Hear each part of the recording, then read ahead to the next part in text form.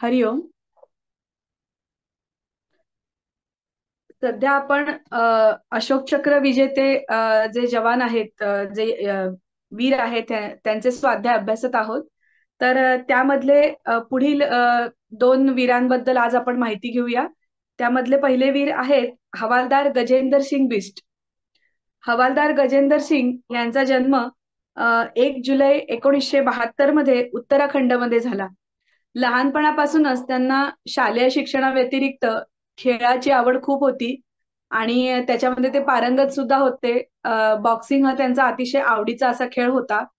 त्याच्यानंतर 1991 मध्ये त्यांनी आर्मी जॉईन केली आणि आर्मीमध्ये गढवाल रायफल्स या रेजिमेंटमध्ये त्यांना नियुक्त करण्यात आलं. त्यांच्या जो सर्व्हिस पिरियड होता त्याच्यामध्ये त्यांनी एनएसजी मध्ये सुद्धा 5 वर्ष कमांडो म्हणून काम केलं. त्याच्यानंतर कारगिल वॉर मध्ये सुद्धा त्यांचा सक्रिय सहभाग होता. आता एनएसजी हे आपल्याला माहितीये की जी इंडियातल्या टॉपमोस्ट सिक्युरिटी एजन्सीज आहेत त्याच्यामधली एनएसजी ही one of the topmost agency आहे. तर कारण नॉर्मल आर्मी मधनं एनएसजी ला जाण्यासाठी म्हणजे एनएसजी मधलं ट्रेनिंग खूप खडतर असतं. तिथे जवळजवळ एक 5 वर्षासाठीच एनएसजी मध्ये जास्तीत जास्त 5 वर्ष तुम्हाला एनएसजी मध्ये ठेवलं जातं. त्याच्यानंतर तुम्हाला परत तुमच्या रेग्युलर फोर्समध्ये पाठवलं जातं. तर अशा एनएसजी मध्ये ते दोनदा गेले होते. म्हणजे किती लेवलचं ट्रेनिंग, कठोर असं ट्रेनिंग त्यांनी घेतलं असेल हे तुम्ही लक्षात घ्या. आणि ते स्वेच्छेने गेले होते. जेव्हा जेव्हा त्यांना विचारलं म्हणजे जेव्हा आर्मीमध्ये विचारतात की एनएसजी मध्ये जायला कोण कोण उत्सुक आहे, तर प्रत्येक ठिकाणी त्यावेळेला ते सर मैं जाऊंगा, मैं जाने के लिए तैयार हूं. म्हणजे जेव्हा जेव्हा कुठे संकटाशी सामना करायची किंवा कुठे पुढे होऊन लढायची जिथे वेळ असेल तिथे ते स्वतःहून देशाच्या सेवेसाठी ते यायचे, पुढे यायचे. अ, आता 26/11 जो आतंकवादी हल्ला मुंबईवर झाला,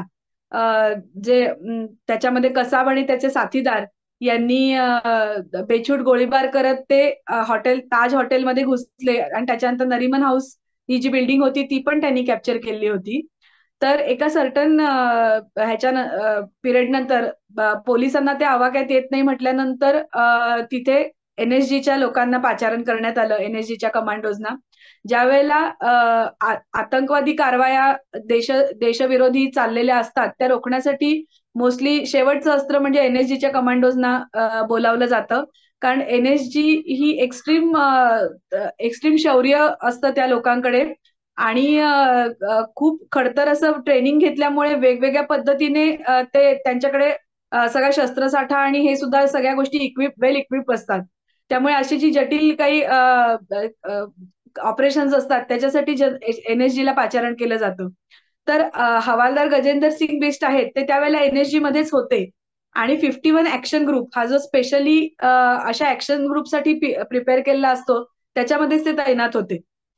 तर त्यांच्या एनएसजीचे जे ट्रूप्स जात होते त्याच्यामध्ये ऍक्च्युली त्यांच्याकडे त्यावेळेला जे आर्म्स अम्युनिशन सांभाळण्याची जबाबदारी होती. जो तिथला एनएसजीचा साठा असतो तो सांभाळण्याची त्यांच्यावर जबाबदारी होती. ते ऍक्च्युली या वॉरमध्ये सहभागी होणार नव्हते म्हणजे या सिच्युएशन मध्ये.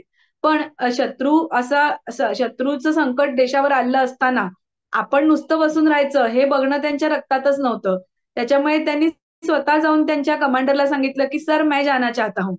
अशा प्रकारे ते स्वतःहून या ऑपरेशनमध्ये जे ऑपरेशन 26/11 होतं, जे ऑपरेशन ब्लॅक टॉर्नेडो या नावाने केलेलं होतं, त्याच्यामध्ये ते स्वतः सहभागी झाले. म्हणजे दिल्लीहून जी चॉपर निघाली त्याच्यामधले शेवटचे जे कमांडो होते ते हवालदार गजेंद्र सिंग बिष्ट होते. त्यामुळे आपण ही कल्पना करू शकतो की म्हणजे एक देशाच्या प्रती जी आपण देशप्रेम म्हणतो हे किती लेवलचं असेल की माझ्या देशाला गरज आहे आणि मी नुसतं बघत राहू हे असं होऊच शकत नाही.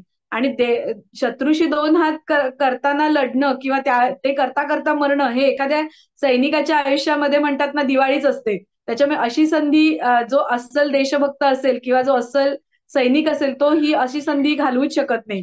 त्याप्रमाणेच हवालदार गजेंद्र सिंग बिष्ट यांनी तिथे जाण्याचा निर्णय घेतला. आणि जेव्हा हे सगळे कमांडोज तिथे आले तर त्यावेळेला त्यांना असं वाटलं होतं की त्या बिल्डिंग ज्या आतंकवाद्यांनी कॅप्चर केलेल्या आहेत तिथे सुनसान असेल आणि फक्त त्यांचेच आवाज असतील गोळीबारीचे, किंवा तिथे बाकी कुणी लोक नसतील. पण इथे मुंबईमध्ये चित्र एकदम उलटं होतं. तिथे प्रचंड गर्दी होती आणि आपलेच मीडिया इतकं कव्हरेज देत होती या सगळ्या गोष्टींना. त्याच्यामुळे लोकांना वाचवण्याचं कार्य हे त्यांच्यासाठी अजूनच कॉम्प्लिकेटेड होऊन बसलं होतं. आणि नरिमन पॉइंट हाऊस जे आहे तिथे त्यांच्या ट्रूपला अपॉइंट केलेलं होतं तिथली बिल्डिंग खाली करण्यासाठी म्हणून. तर नरिमन पॉइंट हा एरिया एकदम सेंट्रल प्लेस आहे. नरिमन हाऊस ही बिल्डिंग ही एकदम सेंट्रल प्लेस आहे आणि त्याच्या आजूबाजूला खूप रेसिडेन्शियल बिल्डिंग आहेत. तर त्यामुळे तिथनं जी गोळीबार होत होता त्याचा डायरेक्ट तिथनं रहिवाशांना धोका होऊ शकतो हे एनएसजीच्या कमांडोजना लक्षात आलं. त्यामुळे आसपासच्या जे बिल्डिंग आहे तिथल्या लोकांना सुरक्षित स्थळी हलवणं हे पहिलं काम एनएसजीच्या कमांडोजनी केलं. प्रत्येक घरोघरी जाऊन त्यांनी लोकांना विश्वासात घेतलं आणि त्यांना सुरक्षित स्थळी त्यांनी सुरुवातीला मूव्ह केलं. त्याच्यानंतर तिथे एक जे नरिमन हाऊस आहे तिथे जायला एक जो एंट्रन्स होता तिथे एक लोखंडी जाळी लावलेली होती. तर ती जाळी तोडून आतमध्ये जायला हवं होतं. पण तिथे जर जोराने आवाज केला तर ते आतंकवादी तिथे सावध होतील. त्याच्यामुळे ती हवालदार गजेंद्र सिंग बिष्ट आहेत त्यांनी स्वतःच्या जे कट्यार असते त्याच्याने ती एक एक एक एक जाळी कापत जवळजवळ 3 तास त्यांना लागले आणि त्या 3 तास जाळी कापून मग त्यांनी तिथे काही लोक अडकली होती त्यांना त्याच्यात त्यांनी बाहेर काढलं. आणि मग एनएसजीची तुकडी जी त्यांची होती ती पुढे सरसावली नरिमन हाऊसमध्ये एंटर होण्यासाठी. परंतु आपलं दुर्दैव असं की या सगळ्या गोष्टी ह्या लाईव्ह दाखवल्या जात होत्या मीडियाकडनं आणि त्यामुळे आतमध्ये जे आतंकवादी लपलेले होते तर त्यांना ह्या सगळ्या रेडी बातम्या मिळत होत्या जे त्यांचे साथीदार होते त्यांच्याकडनं, की किती लोक आहेत, एनएसजी आलेली आहे, त्याच्यानंतर ते त्यांच्याकडे किती शस्त्रसाठा आहे, ते किती कमांडोज आहेत, हे सगळं आतल्या लोकांना आयतं कळत होतं जे आपल्या मीडियाने दाखवत होते त्याच्यावरून. तर ज्या वेळेला हे लोक आतमध्ये एंटर करायचा प्रयत्न करत होते त्यावेळेला आतंकवादी एकदम त्यांनी बेछूट गोळीबार करायला सुरुवात केली कारण त्यांना माहिती होतं हे लोक येत आहेत म्हणून. त्यामुळे ह्यांना लक्षात आलं की आपण इथून एंटर होऊ शकत नाही. मग त्यांनी ठरवलं की हेलिपॅड मधनं छतावर उतरायचं आणि मग खाली जाऊन त्यांचा समाचार घ्यायचा. तर त्याप्रमाणे त्यांची जो एक ट्रूप होता ते लोक त्याच्या टॉपला हेलिपॅडने उतरले आणि सुरुवातीला कोण जाणार तर त्यावेळेलाही गजेंद्र सिंग बिष्ट म्हणाले की सर मैं जाऊंगा, मैं लीड करूंगा. तर सुरुवातीला ते खालच्या पहिल्या मजल्यावर गेले. तिथे त्यांनी बघितलं तिथे जी लोक होती त्यांनी बाहेर काढलं आणि पहिला मजला त्यांनी पूर्णपणे रिकामी केला. आता दुसऱ्या मजल्यावर ऍक्च्युअली आतंकवादी हे लपलेले होते. जवळजवळ 2-3 आतंकवादी तिथे होते आणि त्या ह्यांना माहिती नव्हतं ऍक्च्युअल किती आतंकवादी आहेत, पण आतंकवाद्यांना माहिती होतं की किती कमांडोज आहेत आणि किती जण येत आहेत. त्याच्यामुळे ते पूर्णपणे तयारीत होते आणि त्यांनी ज्या खोलीत ते लपलेले होते तिथले सोफा वगैरे बाजूला करून त्याच्या साईडला ते लपलेले होते आणि त्यांनी क्रॉस पोझिशन घेऊन ते तैनात होते की समोरून कमांडो आल्यानंतर आपण हल्ला करायचा. परंतु हे आपल्या सैन्याला किंवा आपल्या कमांडोजना ही माहिती नव्हती. तर ते गजेंद्र सिंग बिष्ट ज्या वेळेला एंटर झाले त्या रूम मध्ये तर सुरुवातीला त्यांनी बघितलं आणि ते त्यांच्या हातामध्ये रायफल अशी घेतलेली होती पूर्ण पोझिशन अशी. पण त्यांना साईडनं जो आतंकवादी होता हल्लेखोर होता त्याने त्यांना साईडनं गोळी मारली आणि ती त्यांच्या छातीच्या इथे बरगड्यांच्या इथे घुसली. त्याही परिस्थितीमध्ये ते न डगमगता त्यांनी त्या आतंकवाद्याला ठार मारलं आणि त्याच्या समोर अजून एक आतंकवादी होता त्यालाही त्यांनी जखमी केलं. तोपर्यंत ते कोसळले आणि मग त्यांच्या टीमने पुढे होऊन बाकीचे आतंकवादी होते त्यांना मारलं आणि ते मिशन अकम्प्लीट झालं म्हणून त्यांनी डिक्लेअर केलं. आता आपल्या गजेंद्र सिंग यांनी जे ते जे जॅकेट वापरतात ती बुलेट प्रूफ असतात. परंतु बुलेट प्रूफ जॅकेट ही पुढनं आणि मागणं त्याला प्लेट असते पण साईडनं त्याला काही प्रोटेक्शन नसतं. ते ओळखून आतंकवाद्यांनी बरोबर साईडलाच गोळी मारली आणि ती बरोबर त्यांच्या बरगड्यांमध्ये घुसली आणि छातीतून छातीत गेली. त्याच्यामुळे त्यांचा मृत्यू झाला.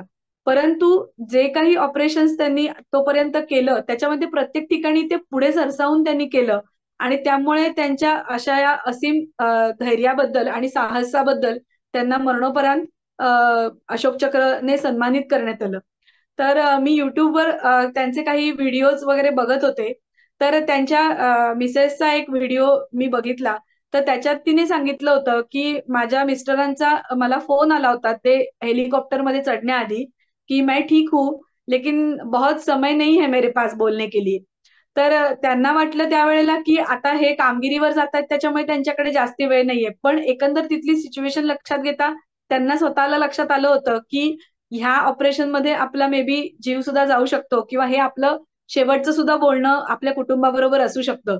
त्याच्यामुळे त्यांनी अशा प्रकारे आपल्या बायकोशी संवाद साधला होता आणि त्या म्हणाल्या, की ते नेहमी म्हणायचे, की "माझं तुझ्यावर खूप प्रेम आहे, माझं आपल्या मुलांवर खूप प्रेम आहे. पण जोपर्यंत मी टोपी घातलेली आहे आणि माझ्या कमरेला बेल्ट आहे, तोपर्यंत सर्वात पहिला विचार हा माझ्या देशाचा असणार आहे आणि त्यामुळे कुटुंबापेक्षा सुद्धा मला देश प्रियच असणार आहे त्यावेळेला. त्यामुळे पहिलं माझं प्रेम हे देशाला असणार आहे आणि नंतर कुटुंबाला असणार आहे." आणि ते त्यांनी त्यांच्या जी कामगिरी त्यांच्यावर सोपवली तर त्यावेळेला त्यांनी खरोखर सिद्ध करून दाखवलं. तर अशा या म्हणजे हे स्वाध्याय करायला मिळतायत हे खूप चांगलं आहे. कारण आपण काही-काही जे हायर लेव्हलचे लोकं जे खूप ज्यांनी पराक्रम केलेला असतो त्यांच्याबद्दल तर आपल्याला कळतंच किंवा मी सुद्धा आधी स्वाध्याय केलेला आहे. तर 26/11च्या हल्ल्यामध्ये आपण उन्नीकृष्णन, मेजर उन्नीकृष्णन यांचा स्वाध्याय मी केला होता. तर त्यांची विजयगाथा सगळ्यांनाच माहिती आहे कारण त्यांनी खूप शौर्य दाखवलं त्या ह्याच्यामध्ये. पण असे पण खूप हे लोकं असे गेले त्या ह्याच्यामध्ये, की त्यांच्या एकेका ह्या ॲक्शनमुळे सुद्धा खूप मदत झाली हे ऑपरेशन सक्सेसफुल होण्यासाठी. तर त्यामुळे अशा ह्या वीराला माझ्याकडनं सॅल्यूट आहे. दुसरे ह्याच्यामधले जे वीर आहेत, ते आहेत लेफ्टनंट त्रिवेणी सिंग. लेफ्टनंट त्रिवेणी सिंग जे आहेत, तर त्यांचा जन्म 1 फेब्रुवारी 1978 मध्ये झाला. पंजाबमध्ये झाला. पंजाबमध्ये पठाणकोट इथे त्यांचा जन्म झाला. त्यांचे वडील मेजर जनमेज सिंग हे सुद्धा रिटायर्ड आर्मी ऑफिसर होते. तर त्याच्यामुळे घरात सुद्धा तसं वातावरण होतं. त्यांना 2 मोठ्या बहिणी होत्या आणि हे एकुलते एक मुलगा होते त्यांच्या घरातला. आणि लहानपणापासून अतिशय उमदं असं व्यक्तिमत्व होतं त्यांचं आणि खूप हुशार होते. त्याच्यामुळे 12वी झाल्यानंतर त्यांना नेव्हीमध्ये ते सिलेक्ट झाले आणि ऑलमोस्ट नेव्हीच्या ट्रेनिंगसाठी ते आता जॉइन होणारच अशा वेळेला म्हणजे त्यांचं तिकीट झालेली होती, त्यांचा युनिफॉर्म झालेला होता, सगळं झालं होतं. आता उद्या किंवा 2 दिवसांनी ते निघणार. या वेळेला त्यांचे फॅमिलीने हा निर्णय घेतला, की आपला एकुलता एक मुलगा आहे, तर त्याला एवढ्या लहान वयात आपण नको पाठवायला. तर त्यामुळे त्यांच्या फॅमिलीने सांगितलं, की "तू नको जाऊ, तू पुढचं तुझं जे शिक्षण आहे ते इथेच पूर्ण कर आणि कुठलीतरी तू जॉब बघ नॉर्मल असा. तू हुशार आहेस त्यामुळे तुला चांगले जॉब्स मिळतील." अशा पद्धतीने त्यांच्या कुटुंबाने त्यांचं मन वळवण्याचा प्रयत्न केला आणि त्यांनी सुद्धा कुटुंबाच्या निर्णय मानून त्यांनी त्यावेळेला ते नेव्हीमध्ये गेले नाहीत. परंतु त्यांच्या बॅक ऑफ द माइंड हे होतं, की फोर्स कुठूनही देशाची सेवा करायचीच आहे. त्यामुळे त्यांनी त्यावेळेला ॲग्रीकल्चर कॉलेज ऑफ पंजाबमध्ये त्यांनी त्यांचं पुढचं शिक्षण जे पदव्युत्तर होतं, ते पदवी शिक्षण पूर्ण केलं. तिथेही ते खूप अव्वल होते आणि त्यांना स्कॉलरशिपवर ते शिकले पूर्ण जे शिक्षण आहे ते. इतके हुशार होते आणि त्यांनी तिथे त्यांचे डिग्री मिळवत असतानाच त्यांनी आर्मीमध्ये जॉइन होण्यासाठी अप्लाय केलं. आणि जेव्हा आर्मीचं त्यांना लेटर आलं इंटरव्ह्यूसाठी, तेव्हा त्यांच्या घरच्यांना कळलं, की त्याने आर्मीमध्ये अप्लाय केलेलं आहे. आणि त्यांनी सांगितलं, की माझी इच्छा आहे जॉइन व्हायची. त्यामुळे घरच्यांचा काही विरोध करण्याचा प्रश्नच नव्हता. तर त्यांनी ते त्यांचे इतके सुंदर अकॅडमिक क्वालिफिकेशन होतं. बाकीचे सुद्धा त्यांचं फिजिकल हे सुद्धा अपीअरन्स सुद्धा खूप छान होता. त्याच्यामुळे ते कराटेचे चॅम्पियन होते नॅशनल लेव्हलचे. त्यामुळे हे सगळं लक्षात घेता त्यांचं आर्मीमध्ये सिलेक्शन झालं आणि त्यांना त्यावेळच्या जम्मू काश्मीर लाईट इन्फंट्री बटालियनमध्ये त्यांना सेकंड लेफ्टनंट म्हणून 28 डिसेंबर 2001 मध्ये त्यांना नियुक्त करण्यात आलं. तर त्यांना नियुक्त करण्यात आलं त्याच्यानंतर त्यांचा जो कार्यकाल होता, त्याच्यामध्ये त्यांचं कामावरची निष्ठा आणि एकंदरीतच त्यांचं बिहेवियर इतकं छान होतं, की जे त्यांचे जे हायर अप्स होते किंवा त्यांचे जे कलीग्स होते, त्याच्यामध्ये ते खूप फेमस होते किंवा लोकप्रिय होते त्यांच्या बिहेवियरने. आणि देशाप्रती निष्ठा तर अत्युच्च कोटीची होती. 2 जानेवारी 2004 रोजी जेव्हा ते आपल्या ऑफिसमध्ये काम करत होते, तर तेव्हा त्यांना बातमी मिळते की जम्मू जंक्शन जे आहे रेल्वे स्टेशन, तर त्याच्यावर आतंकवादी हल्ला झालेला आहे. काही हल्लेखोर तिथे बेछूट गोळीबार करत आहेत आणि त्यांनी लोकांना ओलीस धरून ठेवलेलं आहे म्हणून असं. आणि ते जे आतंकवादी होते ते पोलिसांच्या गणवेशामध्ये होते.